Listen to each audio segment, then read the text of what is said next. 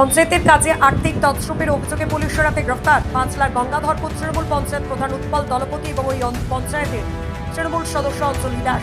আজ ধৃতদের পাঁচলা থানা থেকে বের করার সময় গ্রামবাসীরা পঞ্চায়েত প্রধানের মাথায় ডিম ছুড়ে বিক্ষোভ দেখায়। গঞ্জমের অভিযোগ, বিধানসভা নির্বাচনের আগে আমাদের পাড়া আমাদের সমাধান প্রকল্পে 10 লক্ষ টাকা করে এলাকার উন্নয়নে বরাদ্দ করা হয়েছিল, কিন্তু এলাকায় দুটি নর্দমা তৈরির জন্য 2 লক্ষ টাকা খরচ হয়।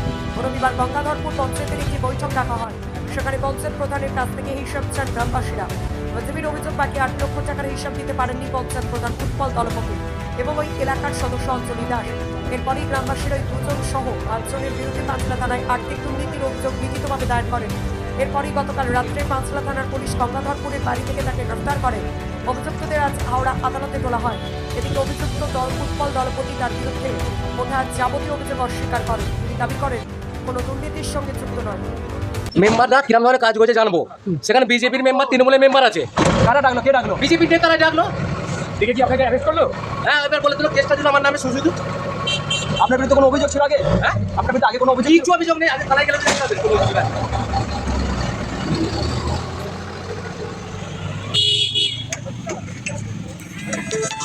ফোন ঢুকে গেল।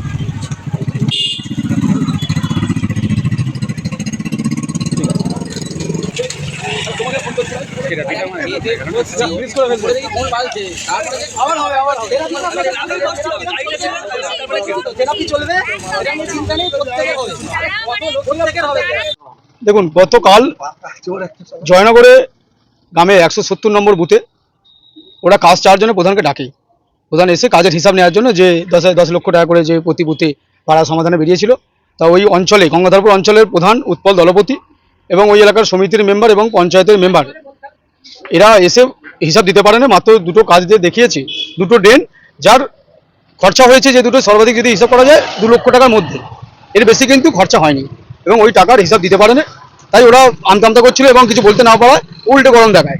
সেই হিসেবে আমরা কালকে পাঁচলা থানায় কমপ্লেন করি এবং ওনার অ্যারেস্ট হয়। আজকে কোর্টে প্রডিউস করেছি। ডিম থেরাপি চলছে পশ্চিমবঙ্গ জুড়ে। যারা কারাপ্টেড, যারা দুর্নীতির সঙ্গে যুক্ত, তাদের ডিম ছোড়া হচ্ছে।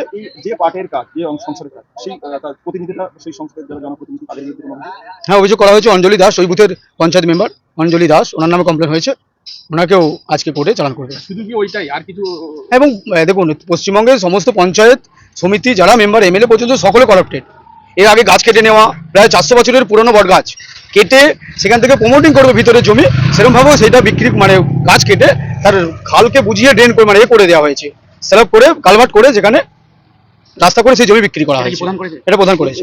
পুর জুঝার সাহা ওইদিকে যত জমি আছে, এতে দিঘির পাড়, জুয়ারশা দিঘির পাড়, গঙ্গাধরপুর, অত জয়নগর মৌজায় যে ফ্যাক্টরিগুলো হয়েছে, তারা মানে জমি বিক্রি করেনি, মালিক জমি বিক্রি করে, কিন্তু সেই জমি বিক্রি হয়ে গেছে। তাদের খলিল যুক্ত আছে, গঙ্গাধরপুর প্রধান যুক্ত আছে, ওখানকার সমিতির মেম্বার সবাই একদম নিচে থেকে উপর পর্যন্ত। মমতাজ মিদ্দে অন্যজনের জমিতে ছাই ফেলে দিচ্ছে, মাটি ফেলে দিচ্ছে, এরকমও আছে ঘটনা।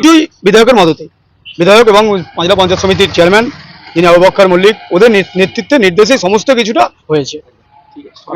আমার নাম সমর খাঁড়া, ভারতীয় জনতা যুব মোর্চার হাওড়া সদর জেলা সাধারণ সম্পাদক।